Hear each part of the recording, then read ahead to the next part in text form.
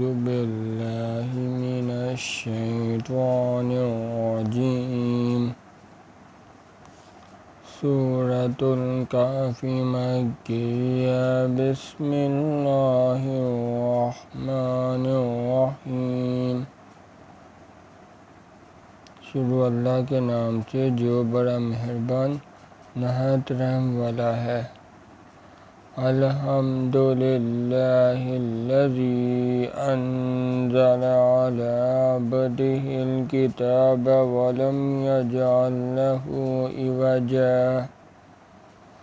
سب تعریف اللہ ہی کو ہے جس نے اپنے بندے محمد صلی اللہ علیہ وآلہ وسلم پر یہ کتاب نازل کی اور اس میں کسی طرح کی کجی اور پیچیدگی نہ رکھی۔ قیما لینذر بأسا شدیدا من لدنہ ویبشر المؤمنین الذین یعملون الصالحات ان لہم اجرا حسنا۔ بلکہ سیدھی اور سلیس اتاری تاکہ لوگوں کو عذاب سخت سے جو اس کی طرف سے آنے والا ہے ڈرائے، اور مومنوں کو جو نیک عمل کرتے ہیں خوشخبری سنائے کہ ان کے لیے ان کے کاموں کا نیک بدلہ یعنی بہشت ہے، ماکثین فیہ ابدا، جس میں وہ ابدالآباد رہیں گے۔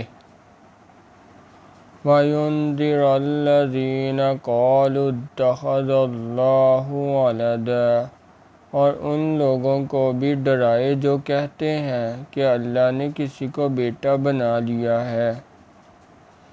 مَا لَهُم بِهِ مِنْ عِلْمٍ وَلَا لِآبَائِهِمْ كَبُرَتْ كَلِمَةً تَخْرُجُ مِنْ أَفْوَاهِهِمْ إِنْ يَقُولُونَ إِلَّا كَذِبًا۔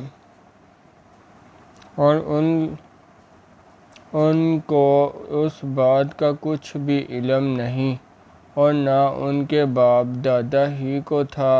یہ بڑی سخت بات ہے جو ان کے منہ سے نکلتی ہے، اور کچھ شک نہیں کہ یہ جو کچھ کہتے ہیں محض جھوٹ ہے۔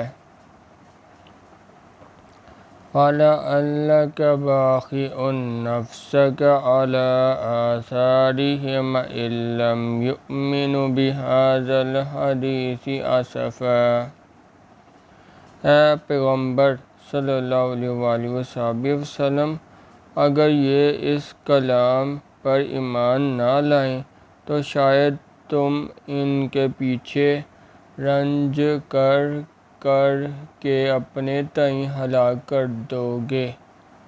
سبحان اللہ والحمد للہ ولا الہ الا اللہ واللہ اکبر۔